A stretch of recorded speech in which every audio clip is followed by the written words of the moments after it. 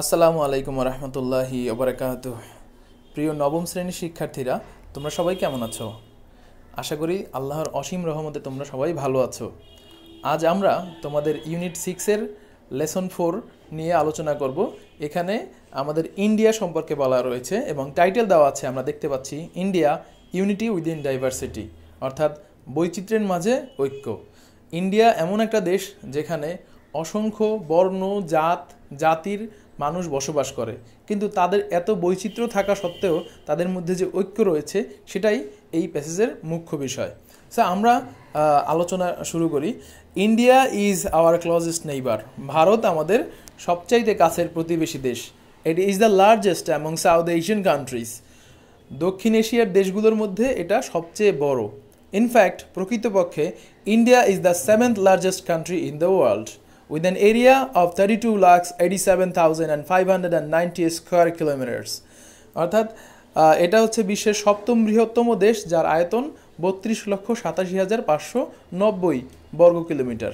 India is bounded by the Indian Ocean on the south. অর্থাৎ ইন্ডিয়ার দক্ষিণে রয়েছে ইন্ডিয়ান ওশন। এই যে আমরা দেখতে পাচ্ছি, এটা হচ্ছে দক্ষিণ দিক। সো এখানে রয়েছে ইন্ডিয়ান ওশন, মানে ভারত মহাসাগর। তারপরে কি বলা আছে দেখো, the Arabian Sea on the west. অর্থাৎ এই যে ইন্ডিয়ার এই পশ্চিমে রয়েছে অ্যারাবিয়ান সি, মানে আরব সাগর। অ্যান্ড দ্য বে of Bengal on the east. এবং ইন্ডিয়ার এই যে পূর্ব সাইডটা রয়েছে, এখানে রয়েছে এই যে বে অফ বেঙ্গল, মানে বঙ্গোপসাগর। তারপরে ইট ইজ বর্ডার্ড বাই পাকিস্তান। এটা পাকিস্তানের দ্বারা ঘেরা অন টু দ্য ওয়েস্ট, অর্থাৎ পশ্চিম দিকে। ইন্ডিয়ার এই পশ্চিম দিকে রয়েছে পাকিস্তান, দেখতে পাচ্ছ নিশ্চয়ই, পাকিস্তান, আফগানিস্তান, রাইট। আর কি লেখা আছে দেখো, আচ্ছা, Nepal and Bhutan to the north. এর উত্তরে রয়েছে, এই যে উত্তর দিক, এখানে রয়েছে নেপাল এবং এই যে ভুটান, দুইটা দেশ, Nepal Bhutan. And Bangladesh and Myanmar to the east. এবং এই পূর্বে রয়েছে, ইন্ডিয়ার এই পূর্বে রয়েছে বাংলাদেশ এবং মিয়ানমার বা বার্মা।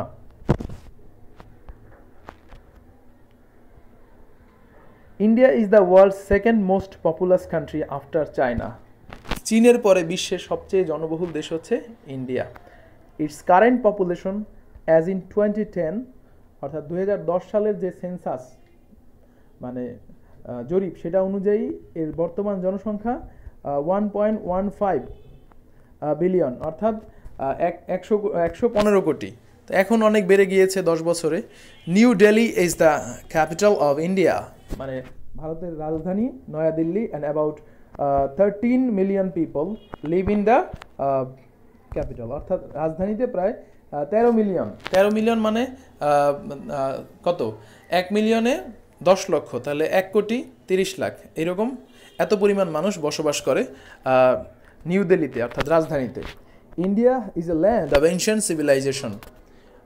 ইন্ডিয়া হচ্ছে প্রাচীন সভ্যতার একটা দেশ। খেয়াল করো, এটা কিন্তু এনশিয়েন্ট না, এনশিয়েন্ট, ঠিক আছে? এনশিয়েন্ট সিভিলাইজেশন অর্থাৎ প্রাচীন সভ্যতা। প্রাচীন সভ্যতার দেশ হচ্ছে ইন্ডিয়া।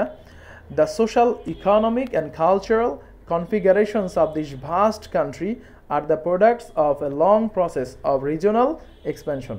অর্থাৎ এই দেশের সামাজিক, অর্থনৈতিক, সাংস্কৃতিক যে একটা কনফিগারেশন বা মানে যে গঠন অফ দিস ভাস্ট কান্ট্রি, বিশাল দেশের, আর the products of a long process of regional expansion. অর্থাৎ এই অঞ্চলটা ধীরে ধীরে বর্ধিত হয়েছে। মানে ইন্ডিয়া শুরুতে এত বড় ছিল না, ধীরে ধীরে আর কি, মানে এই সমগ্র অঞ্চলটা ইন্ডিয়া নামে পরিচিত হয়েছে। তো এটা একদিনের প্রক্রিয়ায় গঠিত হয়নি। ইন্ডিয়ার সংস্কৃতিটা মূলত, ইন্ডিয়ার সংস্কৃতি, অর্থনীতি, তারপরে সামাজিক যে অবস্থা, এটা একদিনের প্রেক্ষাপটে সৃষ্টি হয়নি, দীর্ঘদিন বিকাশের মাধ্যমে আর কি এইরকম অবস্থায় পৌঁছেছে। Indian history begins with the birth of Indus Valley civilization. মানে ভারতের ইতিহাস শুরু হয়েছে সিন্ধু সভ্যতার মাধ্যমে। And the coming of the Aryans, এবং আর্যদের আগমনের মাধ্যমে। আর্যরা কারা? আর্যরা হচ্ছে মধ্য ইউরোপের লোকজন। তো তারা এই ভারতে এসেছিল প্রায় হাজার হাজার বছর পূর্বে, এবং তারা কেন এসেছিল সেটার কারণ আমরা জানি না। ডিউরিং দিস পিরিয়ড, এই সময় আরিয়ান কালচার, মানে আর্যদের সংস্কৃতি, ফ্লারিস্ট, মানে বিকাশ লাভ করেছিল বা বিস্তার লাভ করেছিল in this part of the world, বিশ্বের এই অংশে। এই অংশে বলতে ইন্ডিয়া, পাকিস্তান, ভারত, মিয়ানমার, এই অংশে। The 5th century saw the unification of India under Ashoka, অর্থাৎ 15 শতকে সম্রাট অশোকের নাম শুনেছ নিশ্চয়ই, তার আন্ডারে সমগ্র ইন্ডিয়া একত্রিত হয়। তোমরা মানে জানতে হবে তোমাদের যে ইন্ডিয়া একটা সময় এত বড় একটা দেশ ছিল না, বিভিন্ন রাজ্যে বিভক্ত ছিল। তো পরে কি হয়, সম্রাট অশোক সমগ্র রাজ্যগুলোকে মানে একত্রিত করে নাম দেন ইন্ডিয়া, বা ওই সময় ইন্ডিয়া নামে পরিচিত হয়। And it is in his time, এবং কি এমনকি এবং এই সময় দ্যাট বুদ্ধিজম, বৌদ্ধ ধর্ম spread in many parts of Asia, মানে সম্রাট অশোকের সময় বৌদ্ধ ধর্ম এশিয়ার বিভিন্ন জায়গায় মানে পৌঁছে যায় বা স্প্রেড ছড়িয়ে পড়ে।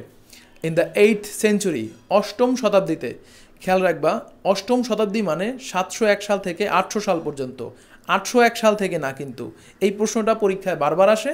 সো আমি তোমাদেরকে বারবার বলতেছি যে তোমরা এটা ভালো করে বোঝার চেষ্টা করবা। অষ্টম শতাব্দী মানে 701 সাল থেকে 800 সাল পর্যন্ত। ইসলাম কেম টু ইন্ডিয়া, ভারতে ইসলাম আসে ফর দ্য ফার্স্ট টাইম, প্রথমবারের মতো।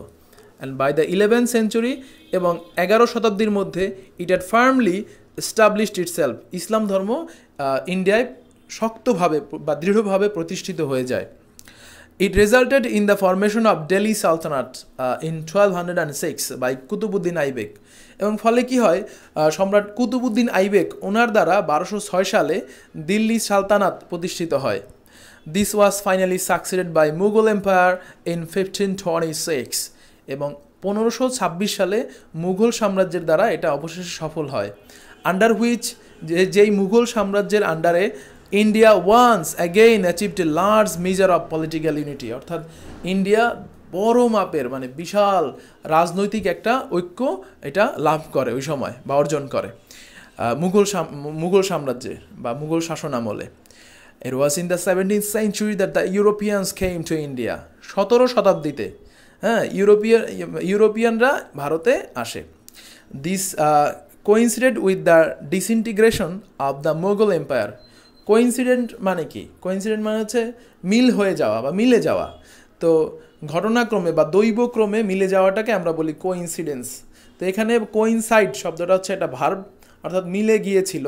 সো দিস কোইন্সিডেন্ট অর্থাৎ এই ইউরোপিয়ানদের যে আগমন, দিস বলতে ইউরোপিয়ানদের আগমন বোঝাচ্ছে এটা, এবং এটার ফলে কি হয়, ইউরোপিয়ানরাও আসে এবং ঘটনাক্রমে আবার মুঘল এম্পায়ার বা মুঘল সাম্রাজ্য সেটাও ডিসইন্টিগ্রেট মানে বিচ্ছিন্ন হতে শুরু করে, অর্থাৎ মুঘল শাসকরা তাদের ক্ষমতা হারাতে শুরু করে, এবং মানে তাদের যে সকল বড় বড় শাসক ছিল নাম করা, যেমন আকবর, বাবর, হ্যাঁ, হুমায়ুন, জাহাঙ্গীর, সেই সকল শাসকরা মানে তারা তো ওই সময় শেষের দিকে ছিল না, এবং শেষে যে সকল শাসক ছিলেন, যে সর্বশেষ শাসক ছিলেন বাহাদুর শাহ, তো উনি অত্যন্ত দুর্বল টাইপের শাসক ছিলেন, এবং শেষের শাসকদের অদক্ষতা, তাদের আলসেমি, এই সকল কারণে মানে মুঘল সাম্রাজ্যটা ভেঙে পড়তে শুরু করে।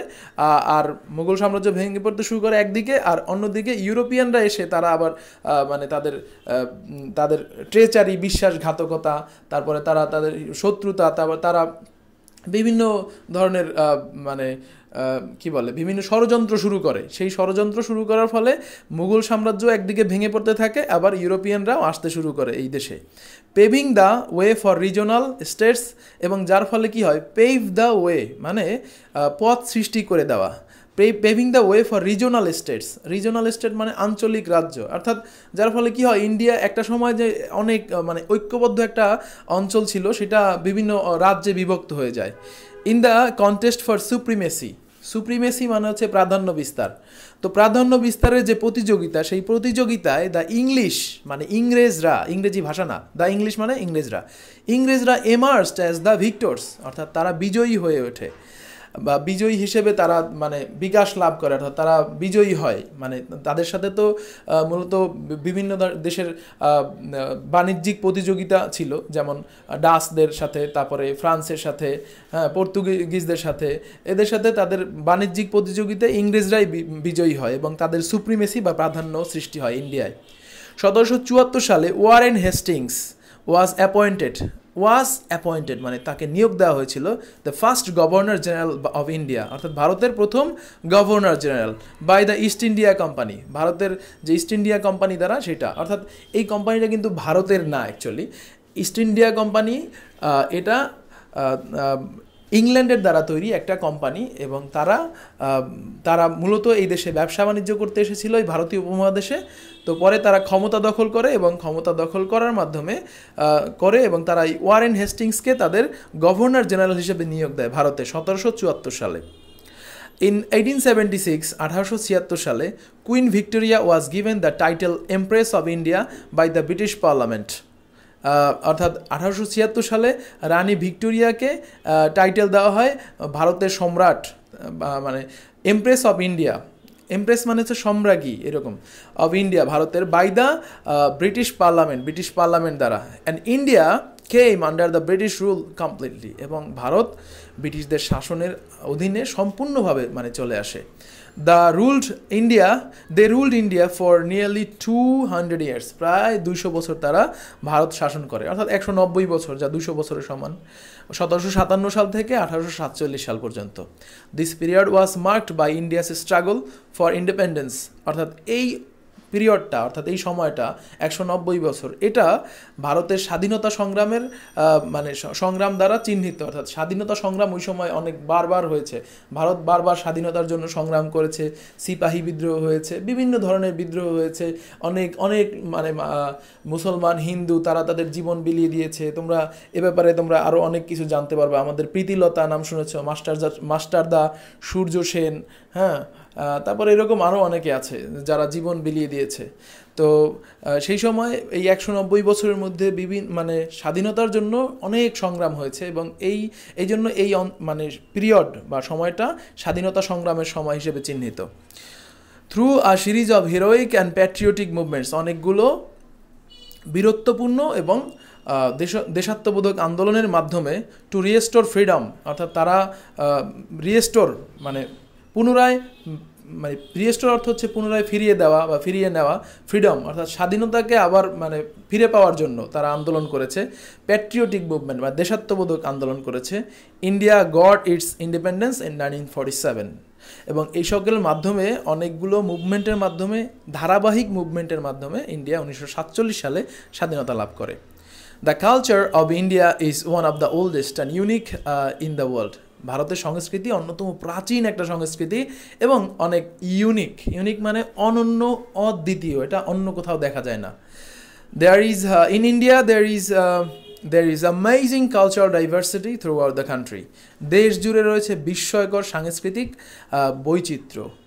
The north, the south, the northeast have their own distinct culture, অর্থাৎ ভারতের উত্তরপ্রদেশ, দক্ষিণ প্রদেশ এবং উত্তর পূর্ব প্রদেশের রয়েছে তাদের ডিস্টিংক্ট, স্বতন্ত্র কালচার, সংস্কৃতি। and almost every state has carved out its own cultural distinction, এবং প্রায় প্রত্যেকটা রাষ্ট্র, এখানে স্টেট মানে রাষ্ট্র না, অঙ্গরাজ্য, 29টা অঙ্গরাজ্য, তো প্রত্যেকটা অঙ্গরাজ্য কী করেছে, তাদের সেখানে গড়ে উঠেছে নিজস্ব স্বতন্ত্র সংস্কৃতি।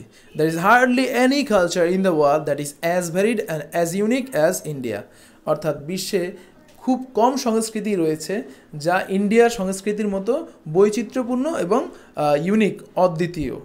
এক হচ্ছে বৈচিত্র্যপূর্ণ, মানে ইন্ডিয়ার প্রত্যেকটা অঙ্গরাজ্যের সংস্কৃতি ভিন্ন, আবার এই টোটাল ইন্ডিয়ার সংস্কৃতিটা আবার অন্য কোনো দেশের সাথে মিলে না, এই জন্য এটা unique. There are 17 major languages, প্রায় 17টা বড় মানে মেজর বা প্রধান ভাষা রয়েছে, and 844 dialects, 844টা উপভাষা বা আঞ্চলিক ভাষা এরকম সেগুলো রয়েছে, used by the people of India, ভারতের মানুষ সেগুলো ব্যবহার করে।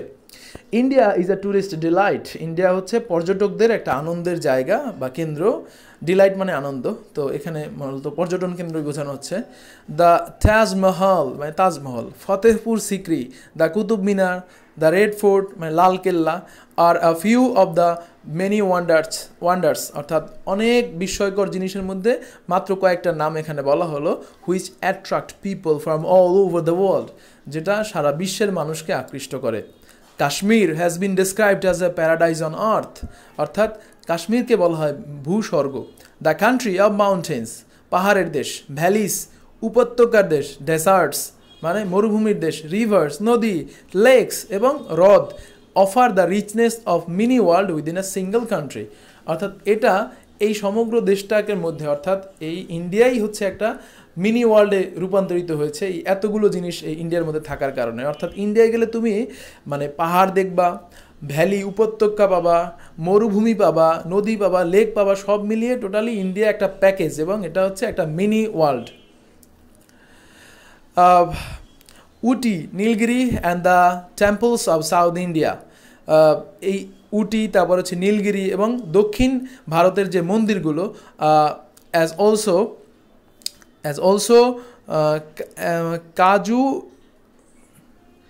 Also Khajuraho, Ajanta and Ellora caves, এবং আরও আছে, এখানে বোধহয় ভুল আছে কিছুটা, অ্যাজ ওয়েল অ্যাজ হতে পারে। সো এখানে এই এলোরা কেভ, আজান্থা কেভ এবং কাজুরাহো কেভ, কেভ মানে হচ্ছে গুহা, তো এগুলো রয়েছে ইন্ডিয়ায়। Are the places one can explore in India, অর্থাৎ এগুলো হচ্ছে সেই জায়গা, অর্থাৎ ইন্ডিয়ার যে দক্ষিণ ভারতের মন্দিরগুলো, উটি, নীলগিরি, তারপরে হচ্ছে অনেকগুলো কেভের নাম লেখা আছে, এলোরা, আজান্থা, কাজুরাহো, এই জায়গাগুলো হচ্ছে এমন এমন জায়গা যেখানে একজন ট্যুরিস্ট এসে মানে এক্সপ্লোর করতে পারে, দেখার মতো অনেক কিছু আছে ইন্ডিয়ায়। তো এটাই হচ্ছে ব্যাপার। তো ভালো থেকো তোমরা চেষ্টা করবা যে বি নাম্বারে এইখানে যে কোশ্চেনগুলো দেওয়া আছে এই কোশ্চেনগুলোর উত্তর তোমরা নিজের ভাষায় লেখার চেষ্টা করবা, কোনো কিছু দেখে নয়, ঠিক আছে? তো শিক্ষার্থীরা ভালো থেকো, আশা করি তোমরা নিশ্চয়ই এটা বুঝতে পেরেছো। ধন্যবাদ।